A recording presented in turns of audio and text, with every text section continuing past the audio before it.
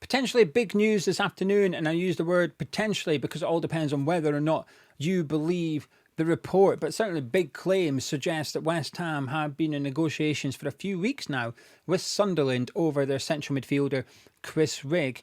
And perhaps the most interesting thing isn't necessarily the fact that we've been in negotiations, but the report suggests that West Ham are actually quite confident of getting this deal done after talking to Chris Rigg's agent. That's what we're going to be discussing, as well as another Sunderland central midfielder and a Greek wonder kid. But if you're new to the YouTube channel, please do subscribe. About a third of you watching right now haven't subscribed, so let's change that figure and lower it a little bit. It's free, only takes 2 seconds, and please also do drop a like on the video by clicking thumbs up, as both things help out the video and help out the channel a lot more than you can imagine. Right, Chris Rigg, you've heard of him, I assume, but if not, 17-year-old central midfielder for Sunderland, had a really good season. Now, I've watched quite a bit of Sunderland this season, actually. I've explained it before, I'll explain it once more. At the start of a season for the last 3 or 4 years, I basically pick 3 championship clubs that I'm going to follow this season, because often there's choice on TV, isn't there? So which championship game will I watch? So that's why I pick 3, because I'd rather know a bit about 3 rather than very little about 24. Hopefully that makes sense. Anyway, Sunderland has been one of the 3 for this reason, not Chris Rigg, but because they've got young, exciting talent there, and they end up going on to have a wonderful season so far, and they're still in the race for promotion. It makes sense that West Ham and other Premier League clubs would be looking at Sunderland. They've got a few top players there that could make it in the Premier League, and that's a key phrase, could make it, because they're perhaps not ready just yet. And I think Chris Rigg falls into this category.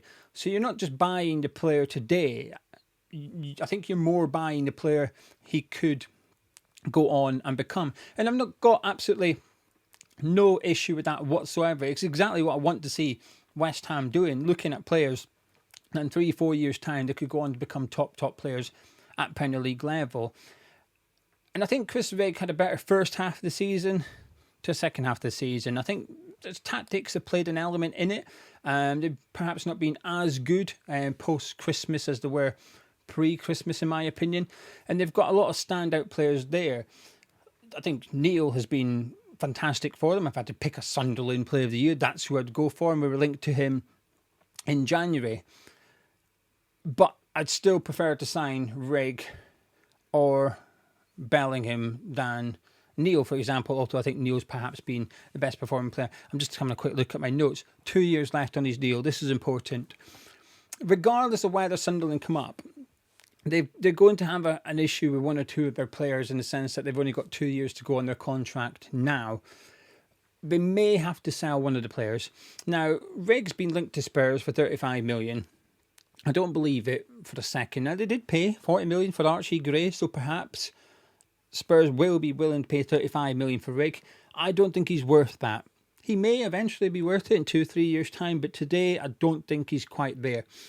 Now, the rumoured price tag in regards to West Ham is around 20 million, and the way it's been worded is West Ham will break their own record. Of course, it's their own record. They will break their record for a teenager because we paid 19.7 million for Guilherme. The deal was worth 25 million, but the price we've paid for him is just under 20, but this would be bang on 20. And I think that's closer to a fairer fee. I think 25 million is where I'd start to think, oh, it's getting a little bit pricey here. So I think 25 million is a fair fee for the player to get and the potential he's got, and also reflects his contract situation at the Stadium of Light. And I think Sunderland may have to sell one of their players, possibly, especially if they don't come up, which is very possible. They'll definitely be in the playoffs. Sunderland will 100% be in the playoffs. 2 of the 3 out of Leeds, Sheffield United and Burnley, will be coming up. Sunderland will be in the playoffs with the other one, plus 2 other teams. And I hope they do. I will be rooting for them for a reason I've discussed. I've been watching them. I hope they go on and do it. And if that happens, they'll possibly be able to keep a hold of all their players and get them a year in the Premier League, because if they were to get relegated and Rigg's only got a year left on his contract, not ideal, but if he's done it in the Premier League, his value would be the same as it is today, if not even greater. The amount of clubs wanting him would be even greater. If West Ham hypothetically were to sign Rigg, I think he'd be more than good enough to be in the squad next season, but I don't think he'd be good enough yet to play week in, week out. Like I said, post-Christmas, I feel like he's faded a little bit, but he's only 17 years old. That's normal, that's expected, that is allowed. I think he's a wonderful, young, talented player. I seen him score the other night for England under 19s. A lot of his goals are like this as well, where he's sort of in the 18-yarder, and it's not necessarily he arrives late like Frank Lampard used to do, but he's sort of in the right place at the right time for rebounds and ricochets or whatever. He seems to be one that is there to pounce on it. It's how he scored for England the other night, and it's also how I've seen him score a few times anyway for Sunderland this season, where he's got on the rebound of something. I guess that's a sign of a good attacking midfielder, knowing where to be and when to be there. In terms of Rigg, what type of player he is, this is where Potter's maybe going to have to decide a system before he starts identifying players a little bit. Because I look at how we're playing recently, and if we're going to stick with the sort of 3-5-2 formation, which I hope we don't, but if we do, then he'd have to be a number 8, which he can do. It can play that number 10, can play central midfield. I still can't quite work out what Rigg's best position is. I'm not a Sunderland fan, and when I say watch them, I maybe watch a game a month. I've probably seen him play 8-10 times this season, 90 minutes or something like that. I don't know. I don't track it. So where would he? So if you were playing a 3-5-2, he's got a role there as that's one of the number 8s. But if we were to switch back to sort of the box midfield, so we've got the double pivot and 2 attacking midfielders, where would Rigg fit in? I'm not sure he's good enough defensively to play one of the double pivots. It obviously depends on the opposition. One of the number 10s, you need more output from him. He's just got the 1 assist this season. Now, you don't want to put too much on his shoulders. He is only 17 years old. But I feel like I haven't seen enough of him to suggest he'd be that creative output. But that's something you could perhaps coach. Certainly, the ball at his feet, fantastic player, really good technical player. Physically, not the most athletic player in the world, but I don't feel like Potter wants us to play that way. I think Potter, you look at his Brighton team, players that can play football, ball on the deck type players, good technical players, and I think Rigg ticks that box. So would I be all for this transfer at 20 million? Yes, I would. I'd be excited by it, although I do think we'd have to be patient with him and give him a year or two to get up to scratch in the Premier League. A bit like how Tottenham have handled Archie Gray to some extent, not the extent as in playing central midfield, centre back and right back, where Archie Gray's turned into a Swiss Army knife for Spurs this season. You don't want to see him quite with that role, but he's been in and out of the team, Gray. I feel like Postecoglou's given him enough minutes, but not too much minutes to some extent. And I think that's maybe the role Rigg would have. I actually think for his own development, I think he'd be better staying where he is for another year, even if Sunderland don't come up.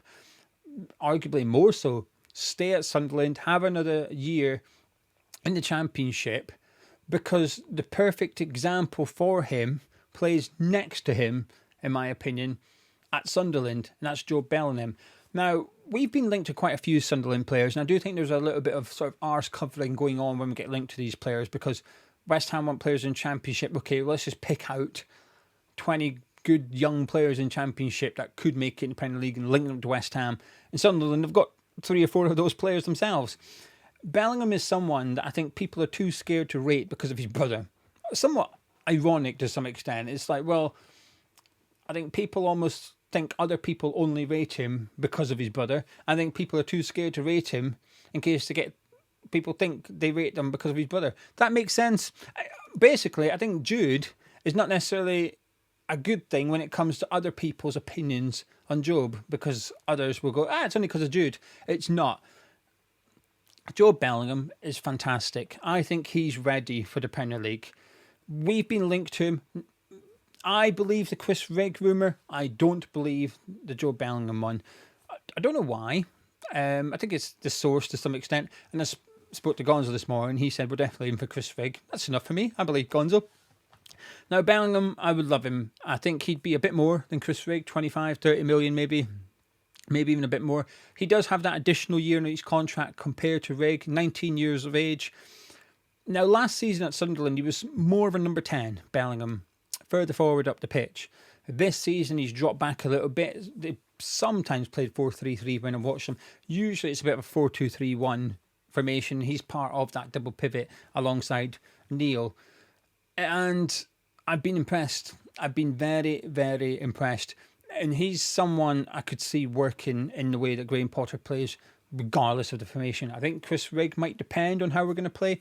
I'm not sure Bellingham does. Whichever formation and system Potter throws up, I can see Bellingham fitting into it.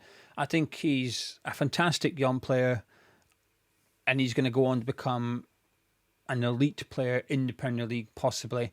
He's spoken himself about wanting to be a number 8, deep lying, driving forward with the ball. And I think that's what we're crying out for, isn't it? We're really crying out for someone that can travel with the ball from deep. Declan Rice did it for us. Since Declan Rice, we've not had anyone that can do it.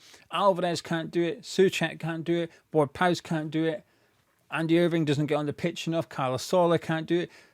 Do you know something? Even Paqueta can't do it. In terms of, Paqueta can hold on to the ball well. He can move the ball well. In terms of travelling 30-40 yards on a driving run with it, it's not something that I feel is part of his game. I think the 3 players, I'm trying to work out quickly. I'd say Kudus can do it, Bowen can do it, and Wan-Bissaka can do it. Neither of them are central midfielders. I think we need someone that can just eat up that ground a little bit, and that's where Bellingham comes in. Physically, he's ready for the Premier League. Rigg, physicality, I think is possibly his weakness, where it's not Joe Bellingham's weakness. I think Bellingham's got one more goal than Rigg this season in the league, despite playing deeper than him. He's someone I would have near the top of my list for buying if we were to do a wish list series, which we will do. We will do close in the summer. It's requested. I'll do it. I think Bellingham would be somebody I'd have in there. Again, if Sunderland don't come up, will he give Sunderland another year? He could do. And again, a bit like Rigg, arguably it would be good for his development to stay there, be the star man. Then in 12 months' time, he might have better options. He's been linked to Man United at the minute and Dortmund. Give it another year and he might have better clubs than Man United, because let's be honest, big club, they've not got European football next season unless they win the Europa League. He could wait a year and he might get an offer of someone that's already in the Champions League or something like that. But that's why if West Ham were to try and get him, they've got to go now. I do wonder if there's maybe an element of us feeling like Bellingham is out of our scope already, and that's why we're going for Rigg. Maybe that we feel like that 2 years extra Rigg would have on Bellingham's development, he will go on to become a top player. Interesting. I would prefer Bellingham, but I certainly wouldn't turn my nose up at Chris Rigg either. So those are the 2 Sunderland players I want to discuss today, but there's one more, a Greek player, Konstantinos Karetsas. Now, the reason I've seen him play once. I've seen him play at the weekend, Sunday night, at Hampden. He didn't start the first game, but he started the second game as the Greeks made changes because Scotland beat them 1-0 in Greece. So they came back to Hampden, had to overturn a 1-0 deficit. They went on to win 3-0. He scored the first goal of the game, just 17 years of age, become the youngest goal scorer in the Nations League altogether. It says Nations League history, factually correct, but for a tournament that's only been around a few years, it's not too impressive just yet, is it? But there's a lot of hype around him, and I went and had a little look at Wisecout because I've seen Chris Rigg play football, I've seen Jobe Bellingham play football, I've never seen Karetsas play football, apart from when he rinsed Andy Robertson for 70 minutes or however long he was on the pitch for at Hampden on Sunday. And he did turn Robertson inside out on a few occasions, who isn't the same player as he was a couple of years ago. Robertson, I think, used to be one of the best left-backs in football. Not so much, although he did perhaps rewind the years against PSG at Anfield. I thought he was great in that game. And Scotland have never seen Liverpool's Andy Robertson. It's something that I scream at when people go, "Oh, you got Andy Robertson, what's the point?" Yeah, no. This ain't Gareth Bale.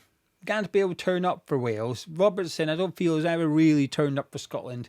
If you were to take Andy Robertson's top 30 performances, you might get 1 or 2 Scotland performances in there. The rest would all be Liverpool, Hull City, Dundee United. It wouldn't be Scotland. Anyway, going off at tangent. But Karetsas played right wing against Scotland and he looked bloody good.